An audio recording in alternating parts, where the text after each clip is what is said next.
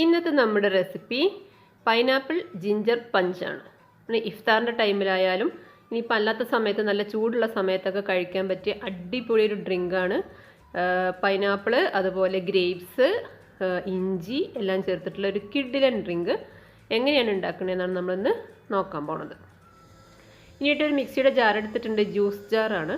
അതിലേക്ക് പൈനാപ്പിൾ കഷ്ണങ്ങളാക്കിയത്, ഇതുപോലെ ഇങ്ങനെ സ്ക്വയർ ഷേപ്പിൽ കഷ്ണങ്ങളാക്കിയത് ഒരു 10 പീസ് എടുത്തിട്ടുണ്ട് ഞാൻ. 2 വലിയ ഗ്ലാസ് ജ്യൂസിന് വേണ്ടിയിട്ടാണ്.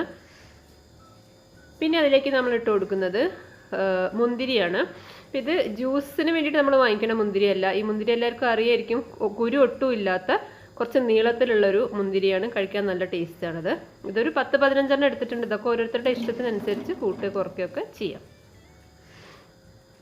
പിന്നെ ഒരു മീഡിയം സൈസ് വലുപ്പത്തിലുള്ളൊരു ഇഞ്ചി കഷ്ണം ചെറിയ ചെറിയ കഷ്ണങ്ങളാക്കിയിട്ട് ഇട്ട് കൊടുക്കുന്നുണ്ട്.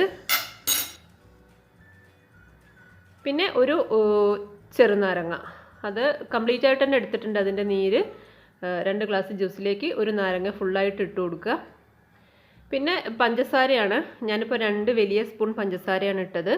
കാരണം നമ്മളെ പൈനാപ്പിൾ നല്ല മധുരമുള്ളതാണല്ലോ, അപ്പോൾ കൂടുതൽ പഞ്ചസാര ചേർത്തിട്ടില്ല.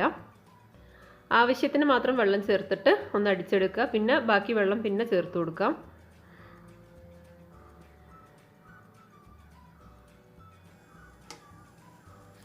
നന്നായിട്ട് അടിച്ചതിന് ശേഷം അരിച്ചൊഴിക്കുകയാണ്.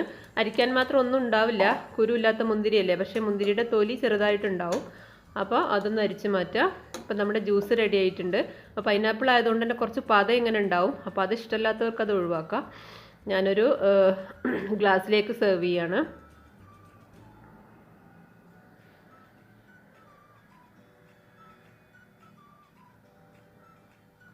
ഈ ഐസ് ക്യൂബ്സ് ഇട്ട് കൊടുക്കുക. ഏത് ജ്യൂസായാലും ഐസ് ക്യൂബ്സും കൂടി ഉണ്ടാകുമ്പോഴാണല്ലോ അതിനൊരു ടേസ്റ്റ് ഉണ്ടാവുക. അപ്പോൾ ഇതാ നമ്മൾ സെർവ് ചെയ്തിട്ടുണ്ട്. നല്ല കളറ് വന്നത് നമ്മൾ ഗ്രേപ്സ് ചേർത്തത് കൊണ്ടാണ്. പക്ഷേ ജിഞ്ചറൊക്കെ ചേർത്തുകൊണ്ട് ശരിക്കും നല്ല റിഫ്രഷിംഗ് ആയിട്ടുള്ളൊരു ഡ്രിങ്കാണ്. പ്രത്യേകിച്ച് ഇഫ്താറിൻ്റെ ടൈമിലൊക്കെ ട്രൈ ചെയ്ത് നോക്കുക. എന്നിട്ട് അഭിപ്രായങ്ങളൊക്കെ കമൻ്റ് ഇടാൻ മറക്കരുത്. Thank you.